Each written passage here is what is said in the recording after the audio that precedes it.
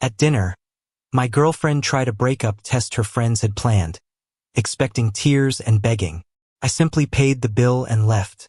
6 months later, every one of those friends sabotaged their own relationships, leaving her completely alone. Hey, Reddit. So, I spent 2 years in what I thought was a solid, healthy relationship until my girlfriend and her 3 genius friends decided to test my loyalty by staging a breakup on our anniversary. I know, sounds insane. But before it got that messy, let me start from the beginning. I'm Rowan, 32, freelance designer. Most of my work is logos, website layouts, marketing stuff. Nothing glamorous, just steady and decent money. I'm pretty sarcastic by default, but I'm also straightforward. I don't do disrespect, I don't do games, and I don't sit around letting people walk all over me if I'm with someone. I'm all in, but I expect the same energy back. I met Ela at a college reunion about 2.5 years ago. I wasn't even planning to go. My best friend Kale talked me into it. He said I needed to remember what sunlight looks like because apparently I'd been working too much. We get there, and of course, he immediately disappears to go roast someone's haircut or critique the playlist. Typical. I'm standing near the food table, just minding my business, when Leia walks up. She had this bright, unfiltered laugh that made people turn their heads. Not in an annoying way, just in that she sounds genuinely happy way. We got into a conversation about a dumb poster on the wall, some flyer with a weird dog on it, and she told me she volunteers at an animal rescue. I told her the dog looked like it had taxes to do. She laughed harder than she probably should have, and we just clicked. Simple as that. Early on, she was easy to be around. She'd tell me stories about the rescue shelter, how she bottle-fed kittens, how she had to chase a runaway beagle for 2 blocks, stuff like that.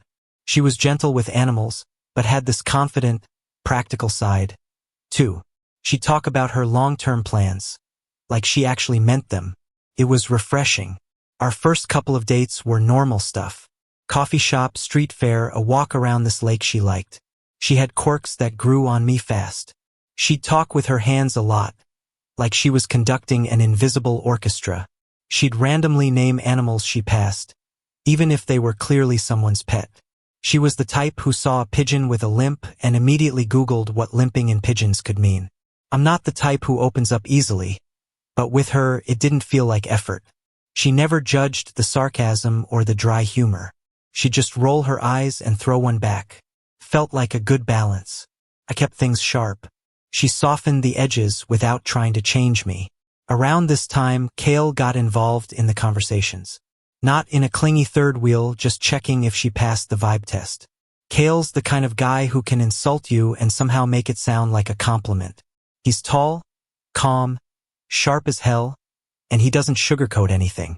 If someone tries disrespecting him or me, he fires back without blinking, but he's not chaotic about it. He hits you with the kind of sarcasm that's delivered with a straight face and perfect timing. When he met Leia, he didn't roast her at all, which was a pretty good sign. He just pulled me aside later and said, "She seems normal. Don't ruin this." Like he was my probation officer. That's about as supportive as he gets. We've been friends since early college. So, our dynamic is basically second nature. Quick jokes, blunt honesty, and the kind of trust where I could call him at 3 a.m. and he'd show up without asking why. The first 6 months with Leia were the kind of relationship most people would be grateful for. Smooth communication, no major arguments, no weird tension. We went to events together, split chores evenly, had good chemistry, supported each other's goals, all the stuff you check off on a relationship checklist. I didn't have to overthink anything. She made effort. I made effort, and it worked. It wasn't perfect, of course. She had 3 friends, Tessa, Belle, and Nova, who hovered around her a lot. At that point, they weren't a big problem, more like a strange trio in the background.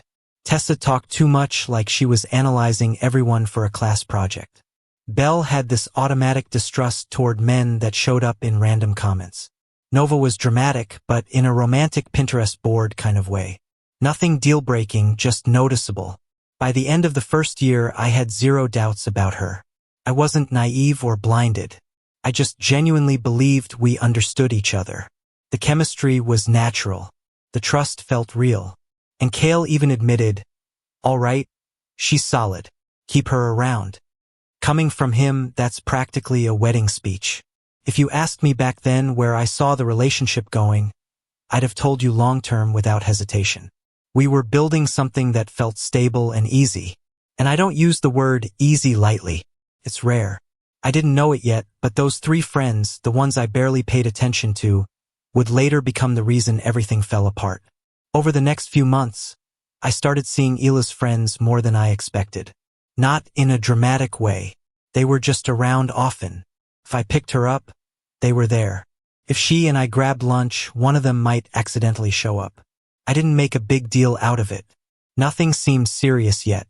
Then, Leia invited me to a dinner at her parents' house. She said it was a family thing and that they wanted to see me again. I showed up expecting a relaxed evening. Her parents, her sister Mara, some normal conversation.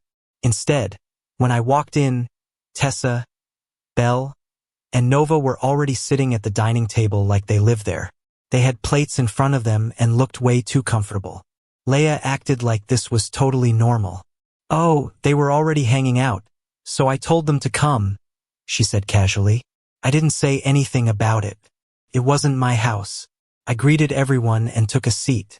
Dinner started, and it didn't take long for things to feel off. Tessa sat directly across from me and immediately began dissecting everything I said, like she was writing a research report. I mentioned a client project I had been working on, and she leaned forward with that intense expression she always had. "So, why did you choose freelance instead of something more stable?" she asked. Her tone wasn't curious. It was judgmental. I shrugged. "Because I like choosing who I work with, and I hate offices." She tilted her head like she discovered a hidden clue. Interesting. That usually means someone struggles with authority or long-term direction. I stared at her for a second. Or maybe it just meant I didn't like fluorescent lights. Across the table, Mara tried not to laugh. Belle jumped in a bit later. Every time I spoke, she found a way to spin it into something negative about men. I mentioned fixing a shelf at home, and she said, "Yeah, guys always swear they know how to fix things until they make it worse." I replied, "Luckily, I fixed things correctly the first time." She rolled her eyes like that was impossible. Meanwhile, Nova spent most of dinner talking about relationships like she was narrating a dramatic movie. Leia told a simple story about us missing a bus once, and Nova instantly said, "Moments like that are tests, you know. It's about seeing how he reacts. If he's willing to run after the bus, that shows passion." I raised an eyebrow. I didn't run after the bus because it was raining and the next one was 6 minutes later. Nova nodded like she knew better. Still, every moment in a relationship reveals something. Mara stepped in again. Not everything needs deep meaning. Sometimes a missed bus is just a missed bus. The friends went quiet for a second. They didn't like being challenged. Throughout the dinner, Mara kept watching them. She wasn't rude, but she shut down their nonsense. Unnecessary comments calmly. When Belle made a harsh remark, Mara said, "That's a bit unfair." When Tessa tried digging into another question, Mara steered the conversation away. Leia didn't seem to notice any of it. She kept talking, laughing, and agreeing with her friends like their behavior was totally normal. Every time I talked to her parents, her friends jumped in and answered for her, which clearly confused even her dad. After dinner, while everyone moved to the living room, Mara pulled Leia aside. I wasn't close enough to hear the exact words, but the tone said enough. Mara sounded serious and Leia looked defensive. A few minutes later, Leia came back acting normal, but her energy felt different. When we were getting ready to leave, Mara followed me onto the porch. She lowered her voice. "I talked to her," Mara said. "I told her her friends were inserting themselves into everything and that it wasn't healthy." I nodded. "How'd she take it?" "She defended them," Mara said. "She keeps saying I'm overreacting. I'm telling you because you deserve to know. If she keeps listening to them, this won't end well." I appreciated her being direct. "Thanks for telling me." Mara nodded back. "Just keep your eyes open, Rowan." On the drive home, Leia talked about how fun dinner was and how her friends fit right in with her family. I kept my answers short. It wasn't an argument, but my mind was somewhere else. Nothing terrible happened that night, but something definitely shifted. Something small, subtle, but real. That dinner was the first time I sensed the ground starting to move under the relationship. The weeks after that dinner were when things started shifting in ways I couldn't ignore. It began small. Leia canceled a plan we'd made. Nothing major, just a simple date night. But the way she did it was different. No apology, no explanation. Just, "I'm not feeling it tonight." Followed by a weird tone like she was waiting for a reaction. I told her, "All right, let me know next time," and kept my day going. She seemed surprised I didn't push or question her. Almost disappointed. Then she pulled little moves that felt off. If we were out together and a guy walked by, she'd suddenly mention something about how someone flirted with her earlier or how guys stare at her all the time. She'd never done that before. It wasn't bragging. It felt intentional, like she was checking my reaction. I kept calm each time. I wasn't going to play along with whatever game she was trying to run. And I think the lack of reaction confused her even more. A couple days later, she tried starting an argument over something tiny. Me forgetting to reply to one of her midday texts. She didn't even sound genuinely upset. It sounded rehearsed. She kept pushing for a reaction, waiting for me to snap or chase or apologize unnecessarily. I didn't do any of that. I said I was working. That's it. Then I went back to what I was doing. She didn't know what to do with that answer. The more she pushed these little tests, the colder I became. Not in a petty way, just enough to keep my distance. I wasn't about to reward disrespect or weird tactics. I'm loyal, but I'm not blind. She noticed fast. One night, she asked, "Are you upset with me? You seem different." I told her the truth. "You've been acting off. I'm matching your energy." She didn't know how to respond. She just turned quiet and stayed that way for the rest of the evening. A day later, I told Cale everything that had been happening. He didn't even let me finish. "She's acting childish," he said flatly. "If she wants to be in a real relationship, she needs to act like an adult, not like she's auditioning for some teenage drama." He leaned back on my couch like it was obvious. "Don't feed into it. If she wants respect, she needs to give it." "I know," I said. "Good," Cale replied. "Because the second you start playing along with that crap, they win. And by they, I mean the 3 gremlins she calls friends." I laughed, but he wasn't wrong. A few days later, Mara reached out and asked if Leia had been acting strange. "Yeah," I admitted. Mara sighed like she expected that answer. I talked to her again. I told her those girls influence her too much. She got defensive. "She keeps saying I'm overreacting, but I can see exactly what's happening, Rowan. She's listening to them more than she's listening to herself." "Did she say why?" I asked. "She thinks they're looking out for her," Mara said. "But they're not. They're projecting their own problems onto her life." I knew Mara was right. I'd seen enough to understand what she meant. But the moment everything clicked wasn't something someone told me. It was something I heard by accident. Leia and I were sitting on the couch one night. She was scrolling through her phone. She must have tapped a voice message by mistake because her phone suddenly played audio on speaker loud enough that I could hear every word. It was Nova's voice, clear and direct. "You have to test his loyalty. Like actually test it. Cancel stuff. Pull back a little. See how far he'll go for you.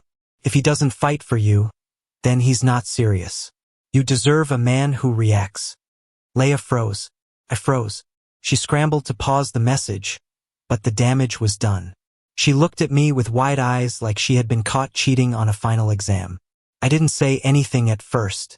I just stared at her while she tried to pretend she didn't hear what I heard. She forced out, "That wasn't. She didn't mean it like that." "Yeah," I said. "She meant it exactly like that." Leia didn't respond. She just stared at her phone, realizing the situation was impossible to talk her way out of.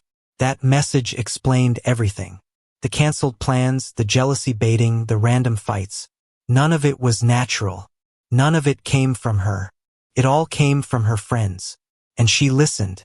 That was the part that bothered me most. I should have walked away right then.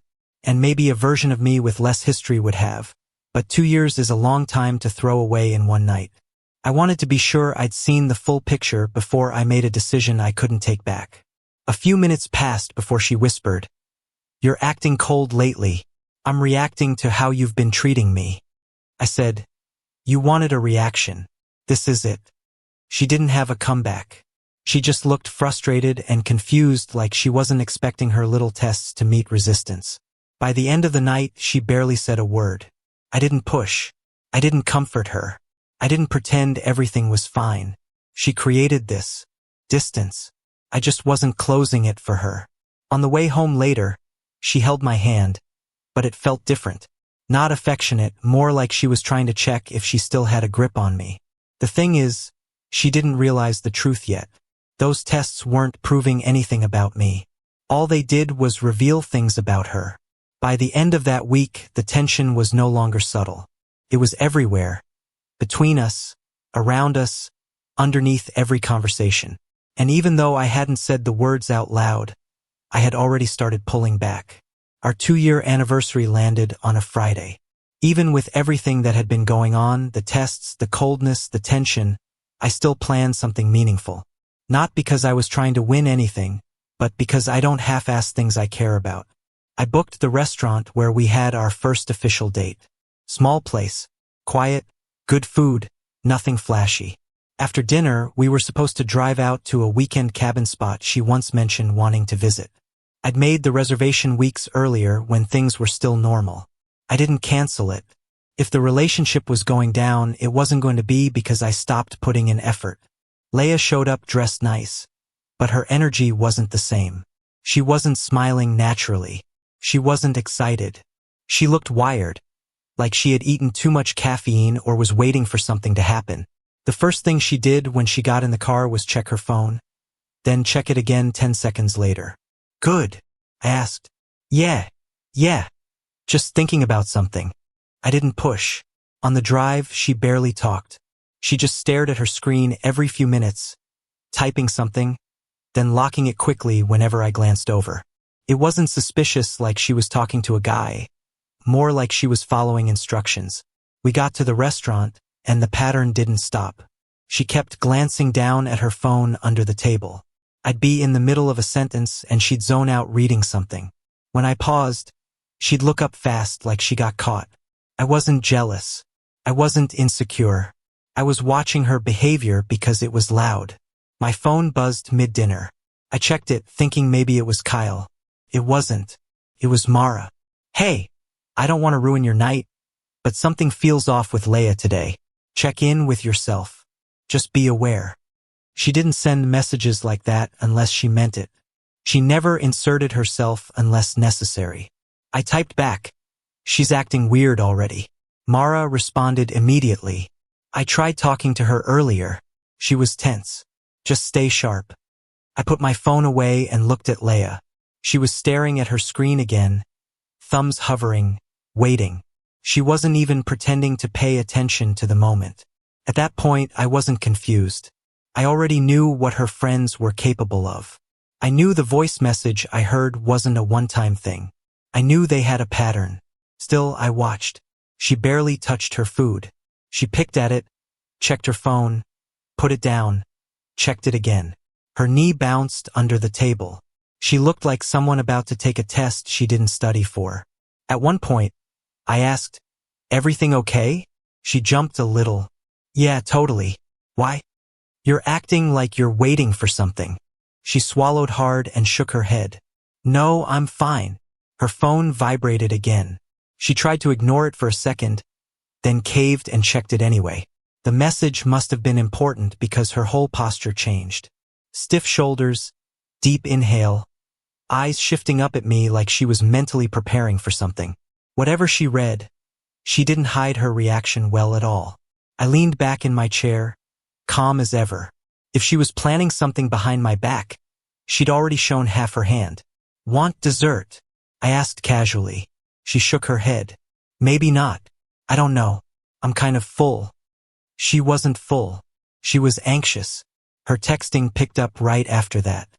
She held the phone low, barely lifting it above her lap. When the server walked by, she locked it fast. When the server left, she unlocked it again. She typed something quick. Then another vibration came in. Then she typed again. It didn't stop. I stayed still, watching quietly, taking it all in. This wasn't a woman about to have a loving anniversary dinner. This was someone preparing for a moment she didn't have the confidence to deliver on her own. She put her phone down, took a deep breath, and looked at me like she was about to start a speech. Then she froze. She hesitated. She picked up her phone again. One more message, one more cue. I didn't need Mara's warning anymore. I knew exactly what was happening. Whatever plan her friends had put in her head, whatever script they gave her, whatever test they convinced her to run, she was trying to execute it now, right here on our anniversary in a restaurant we had memories in. I wasn't angry. I wasn't sad. I wasn't afraid. I was waiting. She stared at her phone one last time, let out a shaky breath, and placed it slowly on the table. "Rowan," she said quietly, "can we talk about something?" I didn't interrupt. I didn't ask what. I just nodded once. She tried to hold my gaze, but her eyes flicked down again, straight to the screen, lighting up with a new notification. Her friends were texting her in real time, and whatever they were telling her to do, she was about to do it. The moment hung in the air, heavy and obvious. I leaned back, calm and steady, while she gathered the courage to start her rehearsed speech. She hesitated again, like she needed to replay a script in her head first. Then she straightened her posture and launched into it. "I've been thinking a lot about us," she began, voice rehearsed word for word. "And I feel like we've grown apart. You don't fight for me the way someone should if they truly love me. I need passion. I need effort. I need to feel like you'd do anything to keep me." She didn't blink the entire time she said it. It wasn't her voice. It wasn't her style. It wasn't even her reasoning. It was a speech someone else wrote for her. When she finished, she waited for my reaction, like someone waiting for a fire alarm to go off. I looked at her calmly. "Who told you to say that?" She swallowed hard. "Nobody. That's how I feel." "Right?" I said. "Try again." Her eyes flicked to the side toward her phone. She didn't touch it, but her gaze gave everything away. She'd read instructions. She memorized lines. And now she was hoping I'd perform my part. I sat there straight back. No panic, no anger, no confusion, just watching her. "Leia," I said, "what do you actually want?" She froze. She wasn't expecting that question. She opened her mouth, closed it, tried again, failed again. She kept shifting in her chair like she was trying to find the real reason, but couldn't. "I just want." She cut herself off. I leaned slightly forward. "You don't know, because this isn't your idea." She looked down, breathing unevenly. I didn't drag it out. I didn't argue. I didn't negotiate. I didn't play the dramatic scene her friends were probably betting on. "If you're ending it," I said plainly, "then it's done." Her head snapped up immediately. "What? That's it? That's what you said you wanted?" "Rowan, no, you're supposed to." She stopped herself halfway through the sentence, realizing she was revealing too much. I held her gaze steady and unbothered. "Supposed to what?" She blinked rapidly. "You're supposed to care enough to stop me." "I'm not stopping someone from choosing to leave," I said. "I'm not chasing you. I'm not forcing you. I'm not begging you. If you're out, you're out." Her jaw dropped like she just watched the plot twist she never planned for. She wasn't prepared for a calm breakup. She wasn't prepared for a man who respected himself. She wasn't prepared for zero drama. She was prepared for a scene her friends had told her to push me into one. "That's not. You're not even fighting for this," she stammered. I shook my head. "You don't throw your relationship off a cliff and then complain I didn't dive after it." She went completely silent. The server approached the table slowly, sensing tension. I handed him my card before he even spoke. "I got it," I said. Leia watched me like she couldn't process what was happening. I didn't raise my voice. I didn't insult her. I didn't get emotional, but I also didn't hesitate.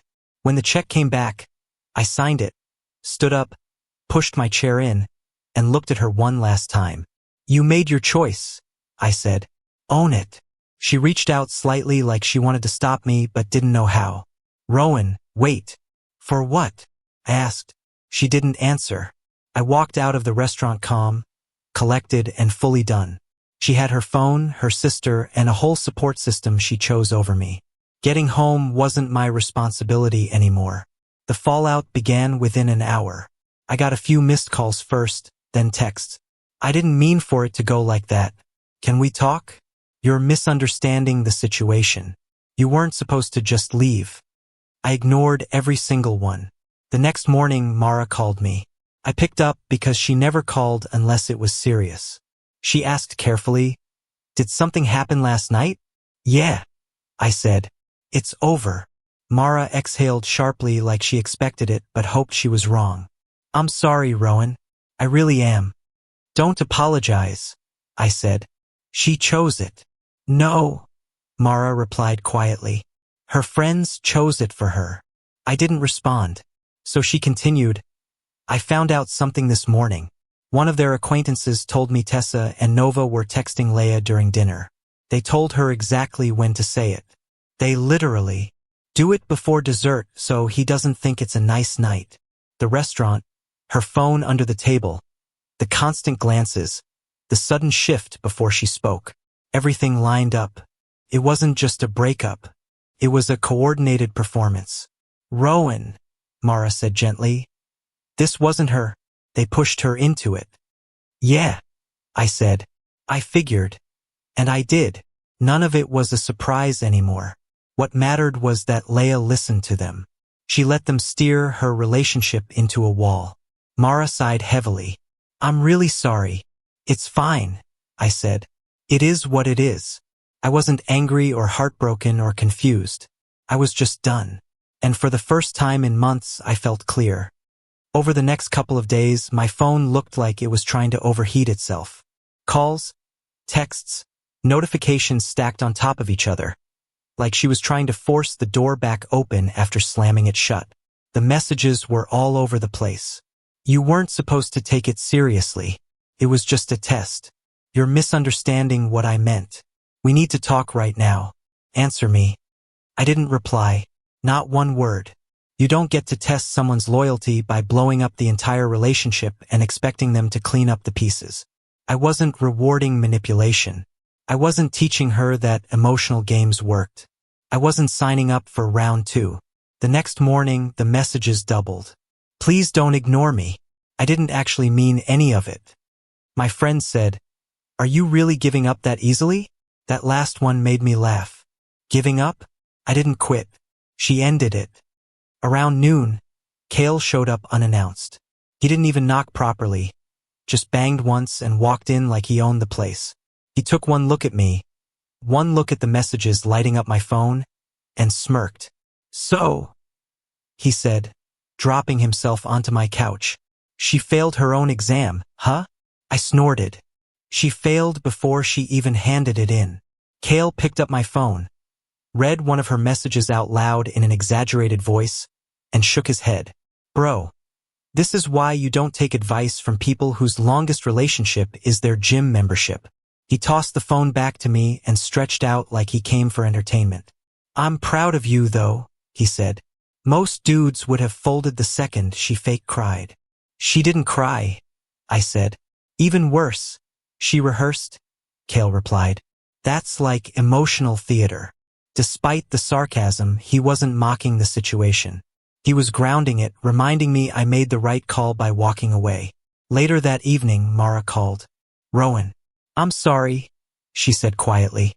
"I wish I could say I'm surprised, but I'm not." "You warned her," I replied. "She didn't listen." "She's been crying all day," Mara admitted. "But I told her that's on her, not you." I paused. "Is she still listening to them?" "Of course she is," Mara said. "They're telling her that your reaction proves something about you." "I told her she handled everything terribly," Mara continued. "She didn't want to hear it." I appreciated her honesty. Mara didn't enable anyone. She wasn't the type to bend the truth to protect feelings. "I'm sorry you got dragged into this," she added. "I'm not," I said. "It showed me everything I needed to see." And for the next 2 weeks, Leia kept trying. Calls, texts, paragraphs, then silence for a day, then more paragraphs. I didn't respond to any of it. She wasn't apologizing. She was trying to undo a consequence. 2 weeks later, on a Thursday evening, someone knocked on my apartment door. I checked the peephole and saw Leia standing there with a cardboard box in her hands. I opened the door halfway. "What are you doing here?" She held the box like it was a peace offering. "I brought you your favorite snacks and a letter." Inside the box were chips, candy, and some random things she knew I liked. A mix of effort and panic. She stepped inside when I didn't invite her, which already told me she wasn't here to talk. She was here to fix something without facing the truth. "I didn't mean the breakup," she said quickly. "It wasn't real. I didn't think you'd actually walk away." "You said it," I replied. "It was a test," she insisted, voice shaking. "My friends said it would show how committed you were." "Your friends told you to end your relationship," I said. "And you listened." She blinked fast. They just wanted to help. They know." "No." I cut her off. "They don't know anything." She looked down. "I know it sounded scripted," she said, "but I didn't know how else to say it." "That's the problem," I said calmly. "You weren't saying anything real. You were repeating someone else's lines." She reached into the box and pulled out a folded paper. "Please just read the letter. I want to explain." I didn't take it. "You can explain right now." She opened her mouth, but nothing came out. Like before, she had no real reason, no real thoughts, no actual understanding of what she'd done. Just guilt and fear of consequences. Finally, she whispered, "I messed up." "Yeah," I said. "You did. I can fix it." "No," I said firmly. "You can't." Her eyes filled with tears. Not dramatic, just defeated. "You're not even willing to try?" "You ended it," I repeated. "I accepted it. That's it." She looked at me like she didn't recognize the man standing in front of her anymore. The version of me her friends described, someone she needed to provoke, didn't exist. She backed toward the door, holding the box tightly. "So, this is really over?" "It ended the second you made it a game," I said. "I'm not interested in being tested. I'm interested in being respected." She swallowed, nodded weakly, and finally walked out. I didn't watch her leave. I closed the door, locked it, and let the silence settle. No shouting, no drama, no begging, just a clean ending. And for the first time in months, I felt completely done. The breakup hit Leia hard, but it hit her friend group harder. Not because they cared about me, but because without the relationship to obsess over, they turned their attention on each other. And the same habits they used to tear down our relationship tore down everything around them. Tessa ended up dating a guy from her job a month after the breakup. First, she acted normal. Then, she slid right back into her detective mode. She questioned him about why he used certain emojis, why he didn't respond fast enough, why he liked a coworker's post, why he said maybe instead of probably.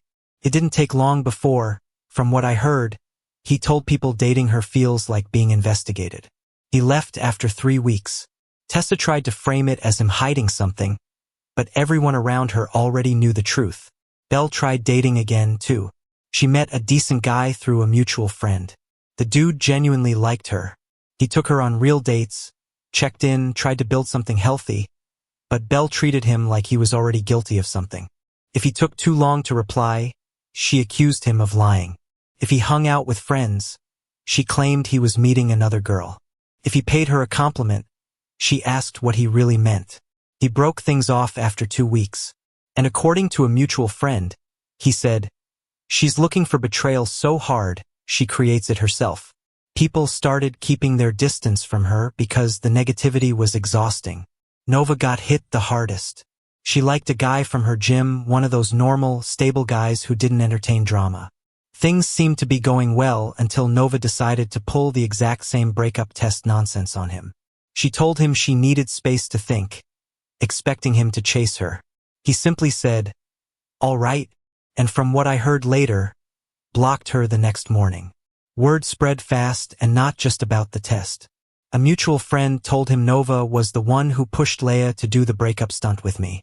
Once that detail got out, her whole relationship expert persona fell apart.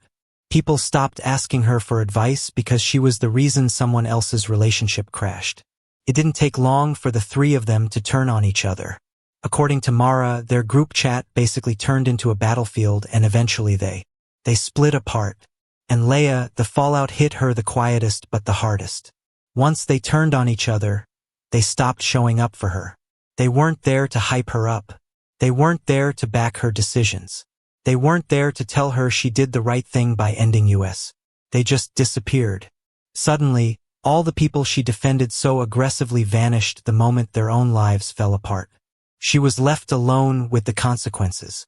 At some point, she finally told Mara the truth, that she regretted everything, that she should have thought for herself, and that she realized too late that the friendship she chose over the relationship wasn't even real.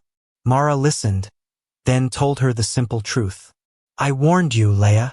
Leia didn't argue this time. From what Mara told me, she just nodded and cried. As for me, life got better quietly and steadily. Work picked up more than ever. I started sleeping better. I got into a solid routine, cooked more, went to the gym, didn't wake up with stress sitting in my chest.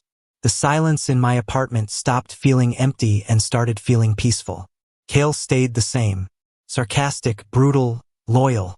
He came by often. Sometimes to check on me, sometimes to eat my food, sometimes just to say something unnecessary like, "Proud of you for deleting emotional parasites from your life." He kept things light. He kept things real.